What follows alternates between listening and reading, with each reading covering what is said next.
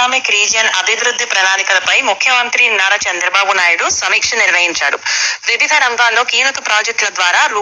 9,50,000 కోట్ల పెట్టుబడులను ఆకర్షించేలా కార్యాచరణ సిద్ధం చేయాలని ఆయన సూచించారు. ప్రభుత్వం నుంచి రూ. 9 నుంచి 4 లక్షల కోట్ల వరకు, ప్రైవేట్ రంగం నుంచి రూ. 6 లక్షల కోట్ల పెట్టుబడులను రాబట్టేలా ప్రణాళికలు రూపొందించాలన్నారు. బేసిటీ ప్రాజెక్టును యాంకర్ ప్రాజెక్టుగా తీసుకుని విశాఖ రీజియన్ అభివృద్ధిని వేగవంతం చేయాలని సీఎం స్పష్టం చేశారు. ఏఐ, డేటా సెంటర్ల ఎకోసిస్టమ్, పోర్ట్ ఆధారిత పరిశ్రమలు, పర్యాటకం, గ్రీన్ హైడ్రోజన్, క్లీన్టెక్ ఎనర్జీ వంటి రంగాలకు ప్రాధాన్యం ఇవ్వాలని ఆయన సూచించారు. మూలపేట పోర్ట్ నుంచి అఖండ గోదావరి ప్రాజెక్టు వరకు అభివృద్ధి పనులను అనుసంధానం చేయాలని, నిధుల కన్వర్జెన్స్ తో పాటు అవసరమైన చోట వయబిలిటీ గ్యాప్ ఫండింగ్ అమలు చేయాలన్నారు.